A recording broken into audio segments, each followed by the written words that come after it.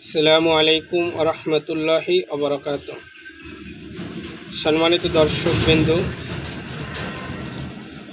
আমরা নামাজের সুন্নতে মুআক্কাদা নিয়ে আলোচনা করব ইনশাআল্লাহ। নামাজের পর্ব আমাদের 12 নম্বর পর্ব চলতেছে। এই 12 নম্বর পর্বে আমরা সুন্নতে মুআক্কাদা সম্পর্কে জানব। আল্লাহ রাসূল সাল্লাল্লাহু আলাইহি ওয়াসাল্লাম ইরশাদ করেন, মান আহাব্বা সুন্নতি ফাকাদ আহাব্বানি ওয়া মান আহাব্বানি কানা মাই ফিল জান্নাহ। যে ব্যক্তি আমার সুন্নতকে আঁকড়াই ধরল সে আমার সাথে জান্নাতে যাবেন। তাই আমরা সকলেই আল্লাহ রাসূলের সুন্নত তরিকা মতো চলব। প্রত্যেকটা কাজে, প্রত্যেকটা জায়গায়, প্রত্যেকটা স্থানেই আল্লাহ রাসূল সুন্নত শিখিয়েছেন। অর্থাৎ আল্লাহ রাসূল যেভাবে আমাদেরকে শিখিয়েছেন এই কাজটির নাম হলো সুন্নত এবং এই কাজটি উত্তম কাজ। তার সুন্নত ছাড়া যতগুলি কাজ আছে, যত স্থানে যে কাজ আছে, এগুলো যদি সুন্নত ছাড়া কাজ হয় তাহলে দেখা যায় কাজের ভিতরে বরকত থাকে না, কাজের ভিতরে সমস্যা দেখা যায়, কাজের ভিতরে বিশৃঙ্খলা দেখা দেয়। সেক্ষেত্রে আমরা নামাজের সুন্নত সম্পর্কে জানবো ইনশাআল্লাহ। নামাজের সুন্নতে মুআক্কাদা যেগুলো আল্লাহ রাসূল সবসময় আদায় করতেন। তবে আমরা যখন ফজরের নামাজের ওক্তে নামাজ পড়তে উঠি তখন যে ফজরের নামাজের আগে 2 রাকাত সুন্নত পড়তে, এটা সুন্নতে মুআক্কাদা অবশ্যই আদায় করতে হবে। এরপরে জোহরের নামাজে প্রথম 4 রাকাত সুন্নত পড়ি, আবার পরে 2 রাকাত সুন্নত পড়ি, এটাও সুন্নতে মুআক্কাদা, অবশ্যই আদায় করতে হবে।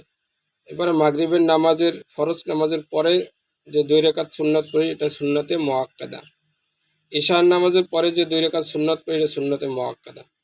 এই সুন্নতগুলো অবশ্যই আমাদের আদায় করতে হবে।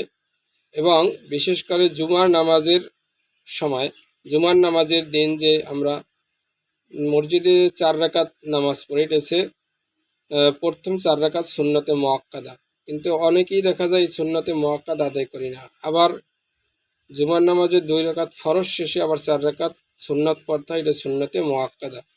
অবশ্যই এই নামাজগুলো আদায় করতে হবে। দেখা যায় অনেকেই আমরা জুমার নামাজের সালাম, ফরজ নামাজের সালাম ফিরাবার পরই আমরা মসজিদ থেকে বের হয়ে যাই। সেক্ষেত্রে খুব সতর্কতার সাথে খেয়াল রাখতে হবে যে আমাদের সুন্নতে মুআক্কাদা অবশ্যই আদায় করতে হবে। যদি আমরা নিয়মিত অথবা কোনো ওজর ছাড়া ছেড়ে দেই তাহলে আমাদের সেক্ষেত্রেও পাপ হবে, গুনাহগার হতে হবে। আল্লাহ রাসূল নিয়মিত যে কাজগুলি করতেন এগুলো হচ্ছে সুন্নতে মুআক্কাদা। আমাদের সকলেরই সুন্নতে মুআক্কাদা কাজগুলি অবশ্যই আদায় করা দরকার।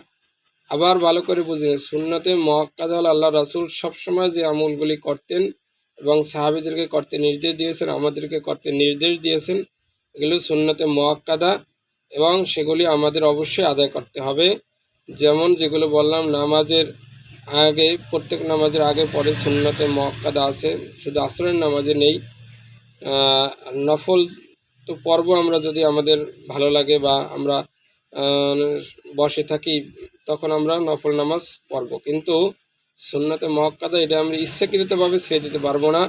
কোনো যদি ওজর থাকে বা জরুরি কাজ থাকে তখন আমরা শুধু ফরজটা পড়ে নিলেও হবে, কিন্তু সুন্নতে মুআক্কাদা পড়তে হবে ওজর ছাড়া। কোনো ওজর ছাড়া আমরা ছেড়ে দিব না ইনশাআল্লাহ।